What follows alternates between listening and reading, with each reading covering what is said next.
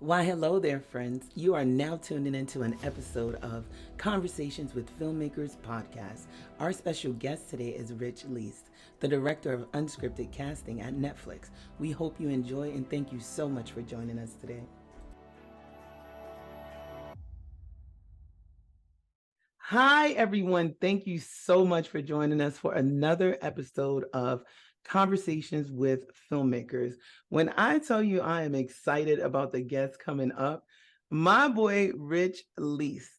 This guy is over at Netflix, killing the game over in casting. Rich, will you just please give us the opportunity and let us know what is your current position over there and how long have you been in the media industry? Hi, Vonti. So Pause. yeah, my name is Rich Leist. I'm at Netflix. I've been at Netflix for over 2 years now, but I've been in unscripted specifically for 24 years. Listen, Wow. no one's gonna disrespect you on your age or anything like that. You know what I mean? But that is a long time to be in the industry and it is excellent. I think that's amazing, man. That is amazing. And I mean, we still look young, Rich. You know? Yeah, listen, whatever we sometimes I don't feel it. Sometimes I wake up and the bones don't feel it. But most of the times, I think that I think that we work in a youthful industry, and I think that's what keeps us young. I mean, I think that everything we do is not in production and in casting. We're meeting new people. We're finding new people. We are our day is not come in at 9 and leave at 5. It Mm-hmm. is it is a hustle every day. And while some of the process is the same in how we cast, it's every project is innately different, and so you Mm-hmm. have to be on your toes. You have to think of different ways to find people to in unscripted, and what I specialize in. There's so many different genres, there's so many different levels to it. And um what's most important is that everybody's different. Nobody, like, we don't follow a script. We Yeah. go by real people. We go by real people who have real lives and real jobs outside of television, and that's what makes it interesting and captivating, is that we get to see the human side of people, rather than I don't get a script that says you got to find somebody between 20 and 25 to play a bodega owner, like. Uh, That is I've to, if that's what if I'm looking for somebody who runs like a market, our teams are calling those places and talking to people and feeling them out. exactly to then maybe put them on camera or something. So let Yep. me ask you, so because you're being really humble right now, and I love that because let me tell you guys, I have assimilated Rich as my mentor. He didn't sign up for it. It just started with me asking him questions, not constantly, but just pinging him every once in a while when I wanted some feedback on things, right? But this guy has helped to produce episodes for Wipeout, Celebrity Name Game. He's helped cast for shows like Undercover Boss, Fear Factor, and Shark Week. Break down more for the audience what unscripted actually means and like you mentioned, the kind of content that you develop. I know that does that include like documentary stuff as well? Yes, I say, like, in my role now, uh, you know, it, I am fortunate. When I started 2.5 years ago at Netflix, Netflix didn't have a casting department. Mm-hmm.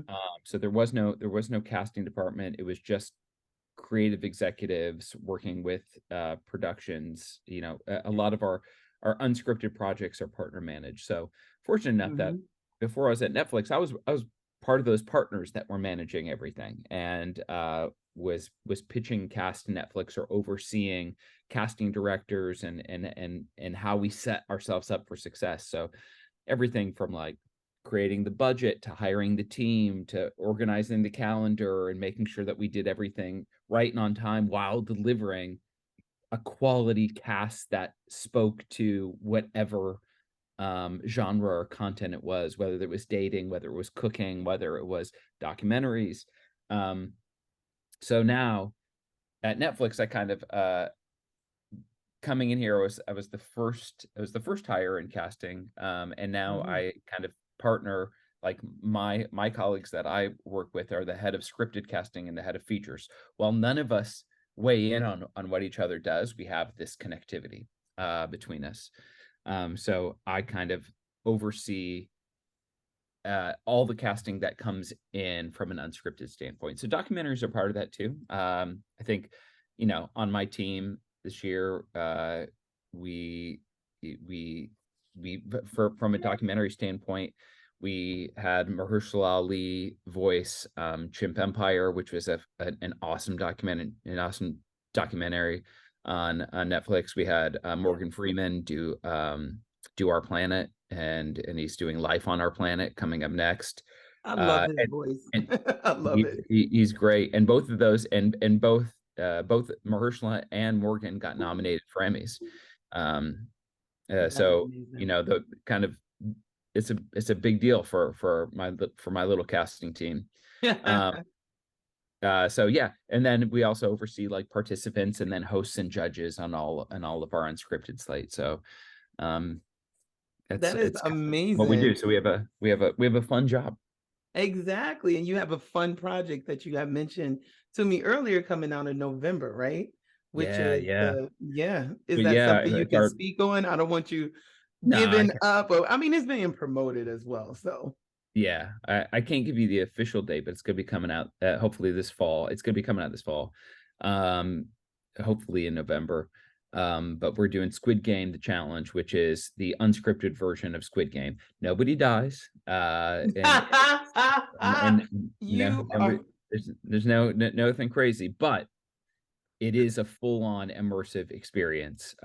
These people, so we we took on the challenge of casting the largest unscripted challenge show ever to be done with the largest prize, with the largest cash prize to ever be out there. So we did a global casting our version all English speaking, just so that people could communicate. But we have Mhm. people from Brazil, from Sweden, from Wow. the UK, from Mexico, from all around the globe, and so we cast in a very large chunk from the United States. So we cast 456 participants to come Whoa. be on the show. And what kind of cash prize is that again? So that Four people point know, like, this is yeah, why these this people, is why it's a big deal. yeah. $4.56 million. So Wow. somebody somebody is leaving the show with a life-changing amount of money. So Absolutely. better And that odds is, than the lottery, but it's challenging. It's hard. Like mhm. they lived there. They lived in the bunk beds. They lived like on the scene. They were fully immersed. They couldn't leave. They couldn't see their family. So we'll see. And the thing that I like about you though, Rich, is that you're very much hands-on. A lot of times maybe somebody from casting might be like, all right, we're in production and I'm out of here. Right. But you will actually go over to the productions and check in and all of that stuff as well. It's almost Yeah, like on the right what a projects for sure. producer. Yeah, what Yeah, a I mean, producer and does. that's my background. So it's like Mhm. I came from that production side of not only being a part of casting, but I was like I feel like I was fortunate enough, and what built my skill set was that I got to go on shows where I was able to not just oversee the casting and be a part of the casting of the shows. I then got to go on and produce the shows and be a part of production and be on set and be a part of all our participants' journeys or all our contestants' journeys. And then I also, had did what a lot of casting people don't do too is I stayed on after the show. Maybe I Mhm. was casting a different show at that time, but I would stay on the show to help people through the journey of being on a show and then having it air and what that journey is like. And Mhm. at Netflix, it's even crazier because you come on a Netflix show and I I I know it because I lived the part of it. You come in a Netflix show and you're going to be, for better or worse, you're going to be a celebrity. What level celebrity doesn't matter. Like whether that's D, E, or F. But I say you're a celebrity in the fact that you were on a show that's not just airing in the US. When it goes out, it goes global. And Mhm. people watch the show. And then people are reaching out to you. They're in your DMs. They're telling you they're telling you they love you and they're telling you they hate you. We have our Oh my subscribers are goodness, yes. passionate about unscripted. And so it's a hard journey sometimes because, you know, you may have filmed a year ago and then it goes out and then all of a sudden people are like, I can't believe you said that. Like, and you're like, when did I say that? Like You're like, can somebody roll it's in back the that? context of the Yeah. game or whatever has happened. So, there instantly your Instagram followers could go from like 70 to like 70,000, or in some Yeah. cases, some people have gone from like 7,000 to 1 million in the Oof. course that they've been on, depending on like the show and the success of it. So it's Absolutely. it's a And journey. it's definitely a journey. Now, a message from our sponsors. We are excited to bring you this world exclusive teaser from Bad Rabbit Pictures and Movie Pods. They are presented Age of Prophecy, a sci fi fantasy podcast done in the style of the radio dramas of yesteryear. Coming soon to all streaming platforms. Visit www.moviepods.com or www.anoukchronicles.com for all the release dates. You won't want to miss this one. Your myths were born from our history. Let's check it out.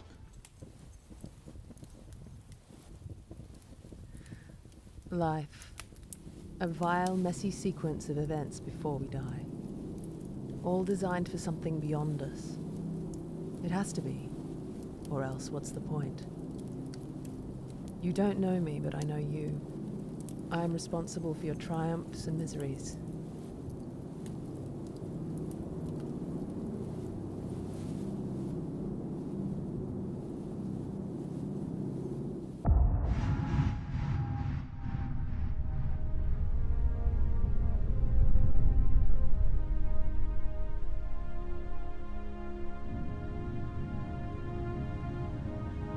I am Zira Enlilzor, and to truly understand your own story, you must know mine. Your myths were born from my history.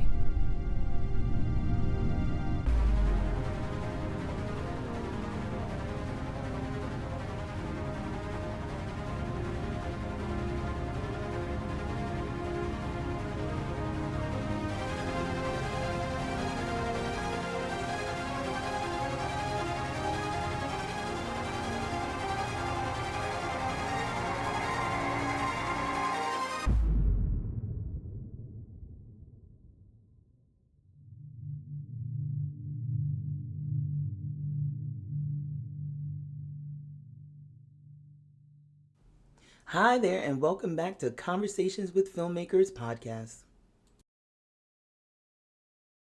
Should we tell the people how me and you even met? Yeah, So they of course. understand. Because you were speaking of that, and I'm like, I wish I had that kind of counseling back then, because it's been a little bit crazy with people asking for autographs and the trolls that want to say evil things to you and all of that stuff. So, but I met Rich on Wipeout. I was actually a contestant on Wipeout many, many moons ago. I think that was like season 1, right? Season one. It was either, yeah, I think it was season one. And Yeah. I think you were a producer on that show, correct? Yep. Yep. So all I remember, and I always tell this story because it makes me giggle so much, because I appreciate the what would I say, the laser focus that you had when I met you, right? Because a lot of people don't do that, and I want to get into that after I tell this story as well.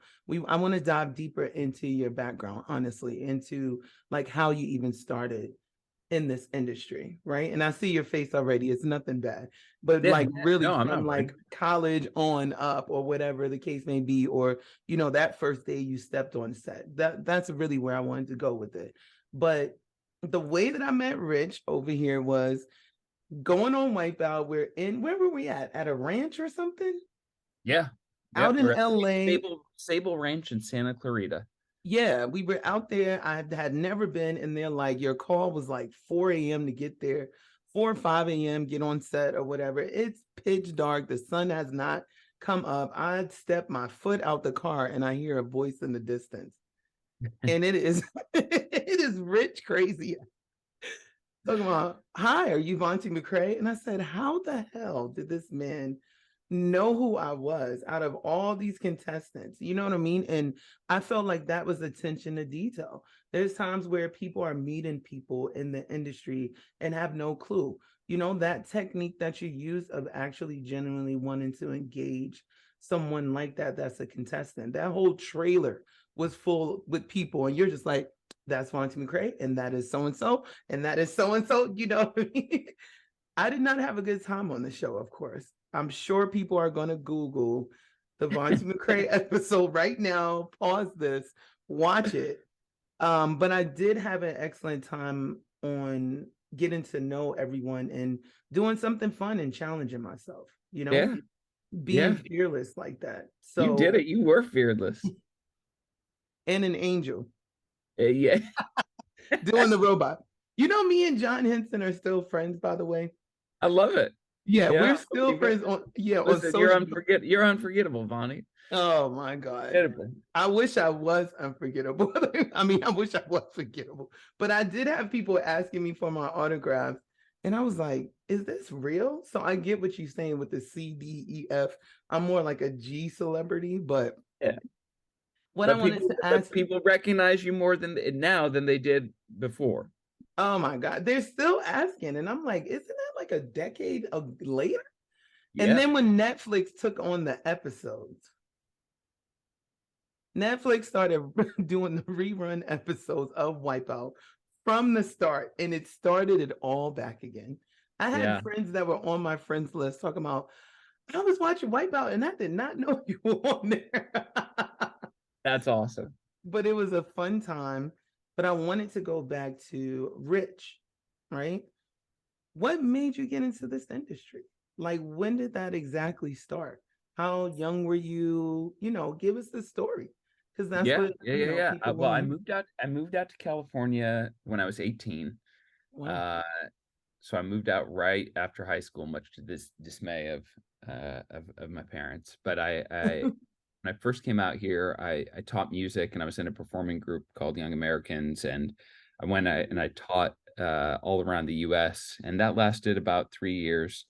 And it was a great time. Like, met a lot of great people and met a lot of connections. And what happened was, I I was working something where other young Americans were, and we're like a kind of a tight community. It's not a religious group or anything like that. It's Mhm. just people who were like really wanted to support the arts and support music. And we taught music, and we taught musical theater, and we taught all the stuff. So What kind of I was music was it? What kind of I music? like music, like musical theater, like a lot of Oh, a lot of singing. There was some dancing. There was a whole thing. you can Um, dance, Rich. oh yeah, yeah, yeah. I'm just messing with Uh, you. and then what happened was, I was going to school, and uh I just didn't feel like it was right for me. Like, I knew I wanted to work in entertainment. I knew I wanted to work in TV. Hmm. And I had met somebody who was part of the group, um, Mark L. Wahlberg, not Marky Mark, Mark L. Wahlberg, who hosts Temptation Island, Wow. currently. And Wow. he had his own show for a while. He had his own thing. But I met him at this get together, and then I was like, it was like at a Super Bowl party, and then like the Tuesday afterwards, or maybe the Thursday afterwards, it was raining, and I was at Roscoe's Chicken and Waffles, Oh, I and love that place. so good. And he was there, and it was just us. It was like me and my friend and him alone, and we were the only people there. And I went up to him, and I was like, it's like, Mark, I don't know if you remember me. He's like, of course I remember you. And he's like, what's up, Rich? And so he's like, well, what do you want to do? I was like, I just want to work in TV. I know that I'm going to have to start as a production assistant. Like, I'm not naive. I'm willing to. I want to start at the bottom, and I want to work in production. I want to work in TV. And he was like, okay. And he Hmm. called at the table right there. He called Dick Clark Productions, who is putting together the MTV Awards. He Wow. called Weakest Link, because he was just a guest there, and he knew the showrunner. Um, Wow. and he called one other place. But needless to say, the next day, I got a call from Weakest Link asking if I would come in for an interview for a day player, an interview for a day player. They wanted me, so I was like, "Yep, I'll be there." I lived in Orange County. I Wait, drove. break it down. Break down a day player for these people that will do not know, for the audience. So a day player is somebody who gets hired for one day. That's it. Like you're like you're not on a. They're not hiring you for a week. They're not like Mm-hmm. they need extra help on maybe Oh, one they day. need. And what they said is we need extra help on our filming days. And so they asked me to come in and do an interview. And so I was like, I knew no different. I was like, yeah, let's go. Like, okay. And so I drove to Burbank and I had an interview for a day player for one day. And I mean, I was there for like an hour and a half, maybe 2 hours, and finally met and talked with them. And they were like, okay. They didn't offer me the job. I got home, and that night at around 7 o'clock, they called and said, "Can you come in tomorrow and be here at 7 a.m.?" And I was like, "Yes, yes, I can." Of course, And kids, that is the message. Yes. and and I came, and then after that day, they said, "Can you work the next day?" And I said, "Yes." And then they said, "Can you work the next day?" I said, "Yes." They said, "Can you finish up the week?" I was like, "Yes." And then they were like, "Can you come back next week? Can you?" And then from there, it didn't stop. It went from there, went to another show after that, and just kept, you keep working as hard as you can, and don't be a jerk. Don't be a jerk. Don't, because that is the quickest way to get blacklisted here, where nobody wants to work with you. And that's been a discussion.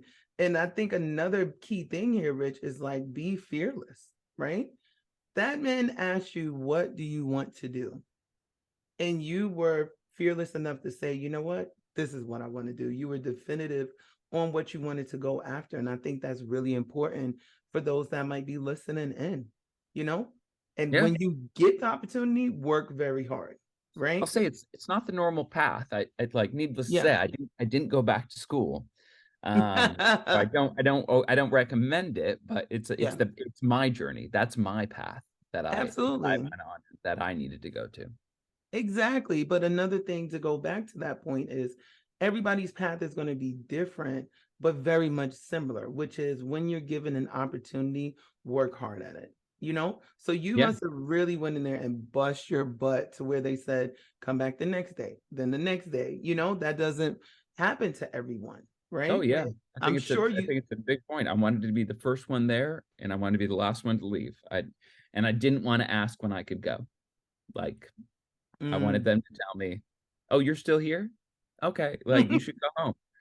Like, and that's always been kind of my philosophy is, they you hear professional athletes say it all the time, like, "I want to be the hardest worker in the room." It's like, well, yeah, that's what I wanted my reputation to be. Like, I wanted to learn as much as I can. I wanted to be a Mhm. little nosy, but not annoying, but nosy enough to like understand. For me, like, that was my college. That was my master's program. So like Mhm.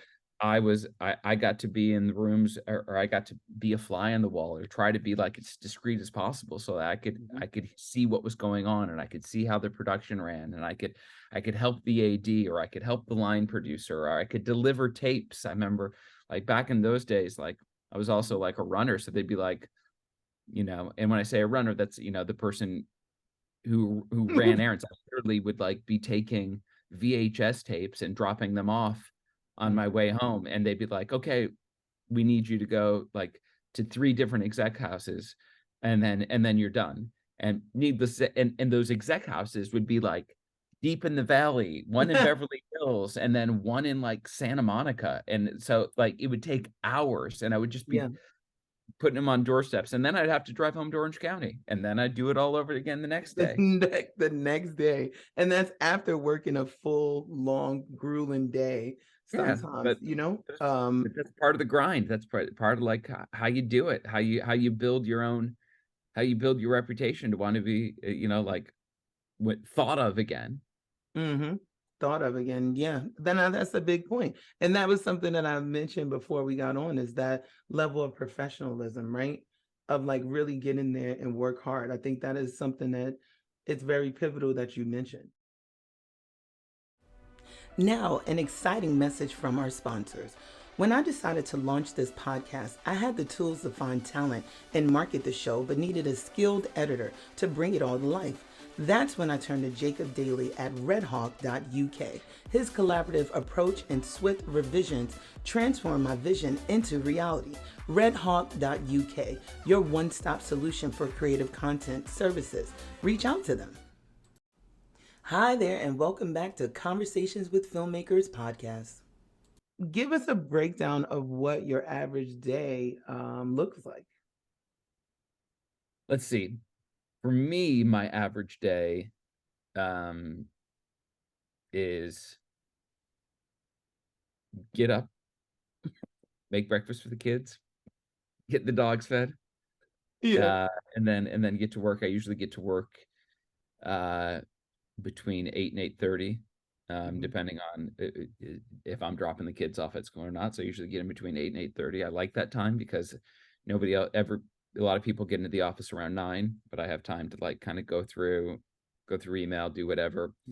And then from a day-to-day perspective, it always fluctuates. No day is the same. The only some of the things that remain constant is like I know that on Monday and Wednesday I have team meetings with my team, and we go over we go over the projects we're doing and where they stand. But then we do a lot of general meetings where we're meeting new talent.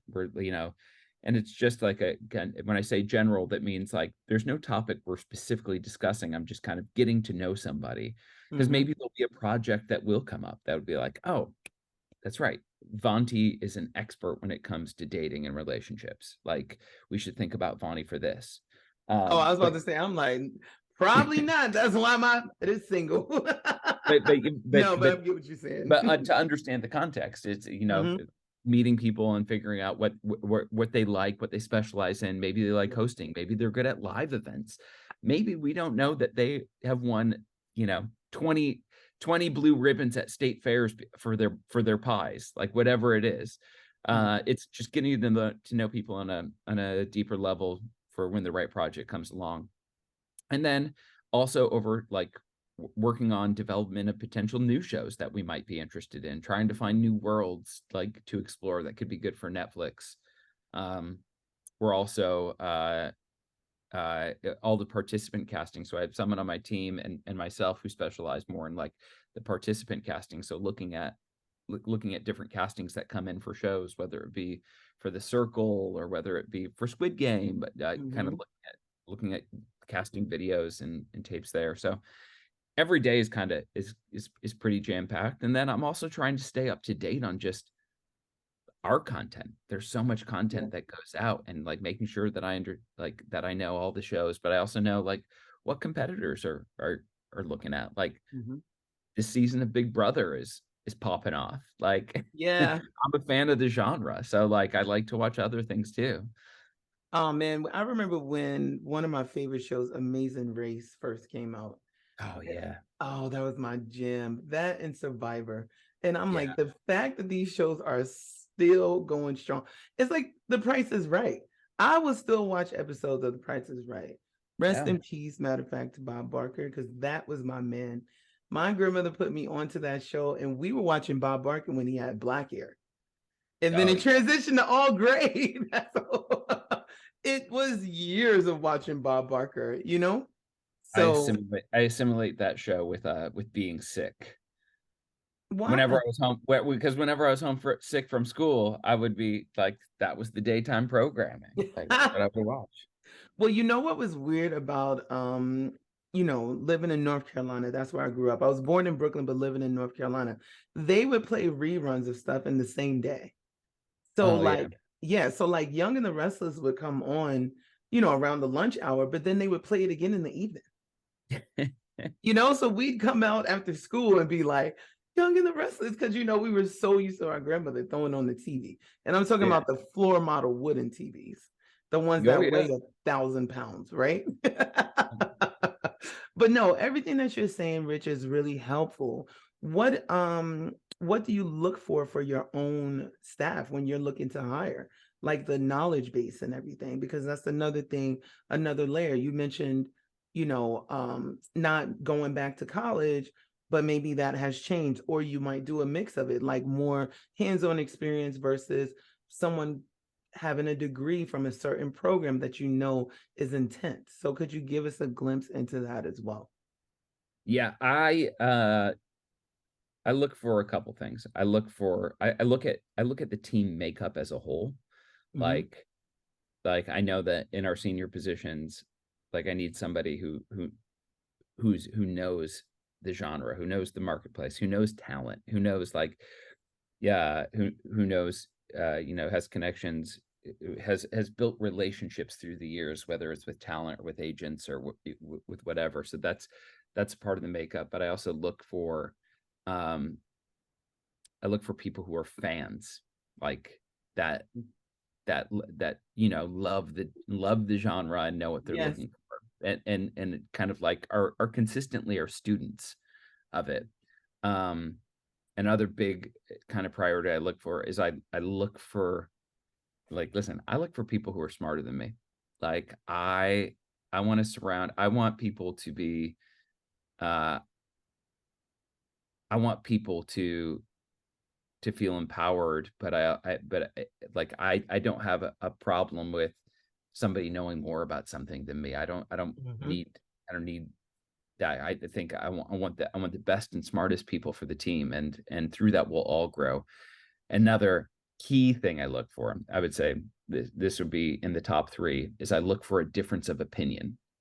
I look for people yes, that look maybe see the world from a different lens than I do, yes. or have the ability to like maybe it's connect to a different community or connect to a different world. So I think when you say long, quick way of saying it is I look for inclusion and diversity, because I think that there's a big the way I look and that I grew up might not look like the way that you grew up. It might not Hmm. look the way and that somebody else on my team grew up. So I look for differences in opinions and cultures, because I think it makes us a stronger team to be able to see things from different perspectives. So That is, those are my key traits. I love that. And going into the diversity thing, but I love that point that you made is you're not looking for a yes man, right? You want somebody to almost challenge your ideas and stuff, which is really important because sometimes in those environments, people surround themselves with the same thing, right? So going Yeah. back to the diversity portion, tell us about some initiatives that you've done. I know, like, I believe last year you did something um, in New York where we were supposed Yeah. to link up, but we weren't able to link up. But that was about diversity as well. Can you tell Yeah. us about programs and initiatives that you've done? Yeah. So last year we started it was a big part kind of vision on from on my team with Ariel Dunbar, who's one of my managers here, um, that we partnered on basically a casting INT pipeline for production for our teams, Mhm, not specifically for people that we're putting on shows, for the teams that are casting the shows. So we partnered with Henrik Martin Institute and Group Effort Initiative, mhm, and what we did is we we brought in five people, um, to come onto our casting teams. So we are looking for like underrepresented communities, people who may not have heard that this is even a job. Like yes, most people that you ask about in unscripted casting, you say like, hey, how did you get into this? Most of us just fell into it. Like when I mhm, started, I was a production assistant, I was a production coordinator, I was a post-production coordinator, mhm, I was a production manager, and then I became a casting manager. Like mhm, I basically was on like the management side, and then from there I went to casting associate and casting director. But I mhm, like most people kind of like fall into it, mhm, and they don't know that it's an actual job that's out there. So we wanted to kind of partner with some of these groups and give people the opportunity to let them know that this is a job. And so we brought in five people to come in and be on a program, and they got to work on our initial season of Squid Game. Nice. But we wanted to make sure that they have like a kind of a well-balanced kind of like door open to come into casting and learn casting in a safe space, and also, you know, kind of grow and thrive from that. I think in any of these instances, when people all you need is a crack in the door. You need somebody to make an introduction, and Thank you. And by starting this pipeline and starting this, just trying to give people an opportunity to get their foot in the door. What you do from there, I can't control. I can't control your attitude, and I can't control how you come in or how, like, if the job's right for you. But if you come in and you take control, you can keep working. Like, you can keep doing it. So they'll ask you back day after day. They'll ask you back day after day. They'll say, "You available tomorrow?" So we did that last year, and we're going to do it again this year. We're actually partnering with GEI again, and we're going to do the same kind of program for 5, I think about 5 people who want to try to get their foot in the door in casting. You've just tuned into an episode of Conversations with Filmmakers podcast. We'd like to thank our guests for joining us and sharing their knowledge. This has been a production of Vonti Pictures, hosted by me, Vonti McCrae, a screenwriter and producer. We'd also like to thank Bad Rabbit Pictures for the animated content and creator of upcoming podcast Age of Prophecy, along with our sponsor, redhawk.uk, with all episodes being edited by Jacob Daly, director, producer, and a man of many talents. Come back next week as this saga continues for the Conversations with Filmmakers podcast.